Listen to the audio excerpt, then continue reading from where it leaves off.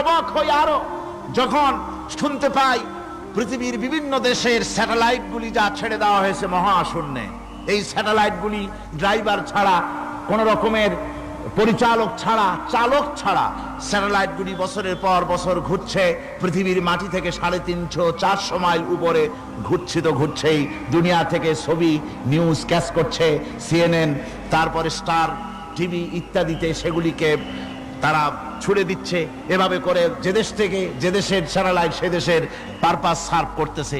ওই satellite 350-400 mile উপরে মহাশূন্যের ভেতরে তার মেশিনারি কোনো গোলযোগ হলে, যান্ত্রিক গোলযোগ যদি সৃষ্টি হয়, তাহলে ফ্রান্সের মাটিতে বসে, আমেরিকার মাটিতে বসে, ব্রিটেনের মাটিতে বসে বিজ্ঞানীরা কম্পিউটারের মাধ্যমে মনিটরিং করে 400 মাইল উপরের মেশিনকে ভালো করে দিচ্ছে। এরপর আল্লাহ রাব্বুল আলামিন বলছেন, ওমা উতীতুম মিনাল ইলমি ইল্লা কালিলা, সামান্যতম জ্ঞান দেওয়া হয়েছে। এই যদি হয় সামান্যতম জ্ঞান, তাহলে আল্লাহ সুবহানাহু ওয়া তাআলার জ্ঞান কত কত বেশি। আল্লাহু আকবার।